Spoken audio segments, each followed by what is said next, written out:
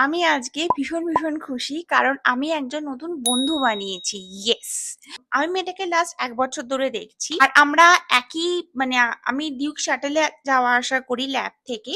তো আমরা একই সময়ের বাসে যাই। মানে সকালের যে বাসটায় যাই আর যে বাসটায় আমি ফিরি ল্যাব থেকে একই মানে টাইমিংটা এক। কিন্তু কোনো কারণে আমরা চেষ্টা করেছিলাম ১ম এর দিকে একটু হাই হ্যালো করার। কারণ ওরও আমাকে দেখে মনে হয়েছিল ইন্ডিয়ান আর আমারও ওকে দেখে ইন্ডিয়ান মনে হয়েছিল। তো সেই চেষ্টাটা সফল হয়নি।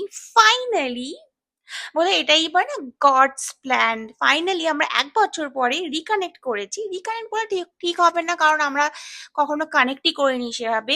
কিন্তু ফাইনালি আমরা রিয়ালাইজ করেছি যে we have really good chemistry. আর তাই আমরা চেষ্টা করছি আমাদের এই বন্ধুত্বটাকে বা আমাদের এই আলাপচারিতাটাকে নেক্সট লেভেলে নিয়ে যাওয়ার, বন্ধুত্বের লেভেলে নিয়ে যাওয়ার। বুঝতে পারছো তো? আলাপচারিতা থেকে বন্ধুত্বের লেভেলে নিয়ে যাওয়ার। তো আমি আজকে ভীষণই খুশি কারণ আমরা আজকে প্রচুর গল্প করেছি ভাই, প্রচুর। মানে মনে হচ্ছে যেন সেই বিছড়া হুয়া দোস্ত এইরকম বসে মস্তিতে গল্প করেছি বাসে। মাঝখানে বাসটা দাঁড়িয়ে গিয়েছিল ৫-৭ মিনিটের জন্য। আমরা এটা বিন্দাস গল্প যে হ্যাঁ ভাই দাঁড়িয়ে যাক, কোনো চাপ নেই, গেলেই হলো বাস। তো যাই হোক, আমি এত খুশি হয়েছি তো ভাবলাম আমি ঠিক করেছি এবার থেকে আমার এই যে জার্নিটা এটা আমি ডকুমেন্ট করব। আমার এই ছোট আনন্দের মুহূর্তগুলো এগুলো আমি শেয়ার করব। হ্যাঁ জানি, নোবডি কেয়ারস।